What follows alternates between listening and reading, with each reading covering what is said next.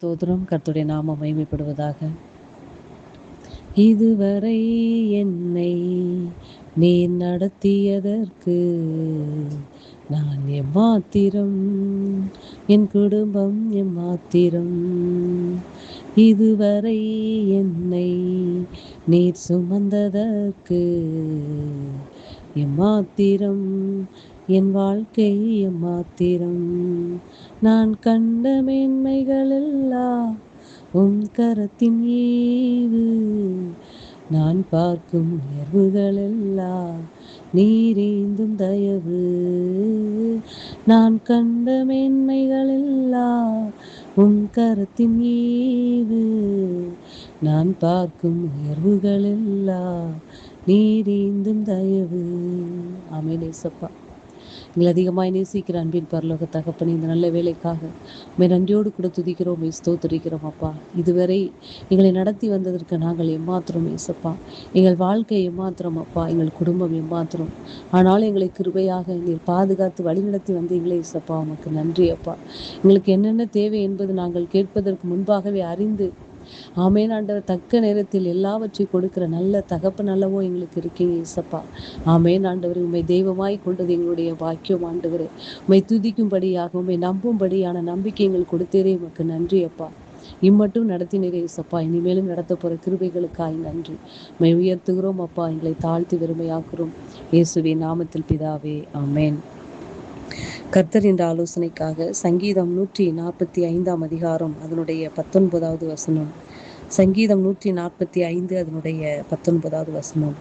அவர் தமக்கு பயந்தவர்களுடைய விருப்பத்தின்படி செய்து அவர்கள் கூப்பிடுதலை கேட்டு அவர்களை ரட்சிக்கிறார். கர்த்தருடைய நாமம் மகிமைப்படுவதாக. கர்த்தர் நோக்கி கூப்பிடுகிற யாவருக்கும், உண்மையாய் தம்மை நோக்கி கூப்பிடுகிற யாவருக்கும் அவர் சமீபத்தில் இருக்கிறார் என்று வேதம் சொல்லுகிறது. அதே போல அவரை நோக்கி கூப்பிடுகிறவர் மாத்திரமல்ல, அவருக்கு பயந்தவர்களுக்கு என்ன செய்கிறார் என்றால், அவர்களுடைய மன விருப்பத்தின்படி செய்கிற தேவன். அவர்கள் கூப்பிடுதலை கேட்டு அவர்களை ரட்சிக்கிற தேவனாய் இருக்கிறார். அன்பு பிள்ளைகளே, யாருக்கு கிடைக்கும் இந்த பாக்கியம்? கர்த்தருக்கு பயந்தவர்களுக்கு அவங்க மனசுல என்ன நினைச்சிருக்காங்களோ அவங்க விருப்பத்தின்படி செய்கிற தேவனை நாம் ஆராதித்து கொண்டு இருக்கிறோம். அன்பு பிள்ளைகளே, அவருக்கு பயப்படுவது என்றால் என்ன? நடுங்கி கொண்டு இருப்பது அல்ல.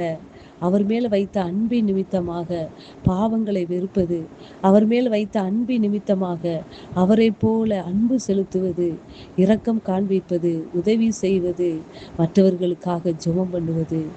அன்பு பிள்ளைகளே, கர்த்தருக்கு பயப்படுவது என்பது, ஐயோ நான் பாவம் செய்து விட்டேனே, நான் தவறு செய்து விட்டேனே, கர்த்தர் என்னை தண்டித்து விடுவார் என்று பயப்படுகிற பயம் இல்லை. அன்பு பிள்ளைகளே, கர்த்தருக்கு பயப்படுவது என்பது அவர் மேல் உள்ள அன்பின் நிமித்தமாக, அவர் மேல் உள்ள அன்பின் நிமித்தமாக பாவத்தை விட்டு விலகுவது, தீமையில் நின்று விலகுவது, அவர் நம்மேல் வைத்த அன்பின் நிமித்தமாக அந்த அன்பை மற்றவர்களுக்கு காண்பிப்பதுதான் அவருக்கு பயப்படுகிற பயம். அன்பு பிள்ளைகளே, இந்த நாட்களிலும் அவர் நம்மேல் வைத்த அன்பு எவ்வளவு பெரியது.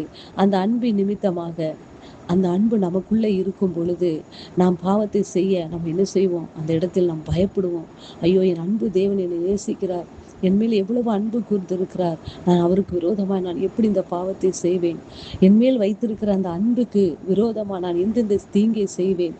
என் மேல் வைத்திருக்கிற அந்த அன்புக்கு விரோதமா நான் எப்படி இந்த தவறை செய்வேன் என்று அந்த அன்பின் நிமித்தமாக பயப்படுகிறவர்களுக்கு கர்த்தர் மன விருப்பத்தின்படி செய்கிற தேவனாய் இருக்கிறார். அன்பு பிள்ளைகளே, அவர்கள் கூப்பிடுதலை கேட்டு அவர்களை ரட்சிக்கிற தேவனாய் இருக்கிறார். அன்பு பிள்ளைகளே, அப்படி பயந்து காணப்படுகிறவர்களுக்கு அவர்கள் கூப்பிடுகளை எந்த நேரத்திலும் கூப்பிடும் பொழுது கர்த்தர் அவருடைய சத்தத்தை கேட்டு அவருடைய மன விருப்பத்தின்படி செய்ய அவர் உண்மை உள்ளவராய் இருக்கிறார். அன்பு பிள்ளைகளே, எப்போதும் பயந்திருக்கிறவன் பாக்கியவான் என்று வேதம் சொல்லுகிறது.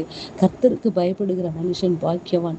கர்த்தருக்கு பயப்படுகிற சிறியோரையும் பெரியோரை கர்த்தர் ஆசீர்வதிக்கிறார் என்று வேதத்தில் நாம் பார்க்கிறோம். அன்பு பிள்ளைகளே, கர்த்தருக்கு பயப்படுகிற பயம் நம்மளை என்ன செய்யும்? நமக்கு விருப்பத்தின்படி அவர் செய்ய அவருடைய இதயத்தை ஏவும். அன்பு பிள்ளைகளே, அவர் மேல வைத்த அன்பு நிமித்தமாக நாம் பொல்லாத வழிகளை விட்டு, பொல்லாத நபர்களை விட்டு, தீங்கை விட்டு, பாவத்தை பாவத்தை விட்டு நாம் விலகி அவருக்கு நாம் பயந்ததை காணப்படும் பொழுது, நாம் கூப்பிடுகிற நேரத்தில் நாம் மன விருப்பத்தின்படி நமக்கு செய்ய அவர் வல்லவராய் இருக்கிறார். அன்பு பிள்ளைகளே, கர்த்தருக்கு பயப்படுதல் ஞானத்தின் ஆரம்பம் என்று வேதத்தில் சொல்லப்பட்டிருக்கிறது.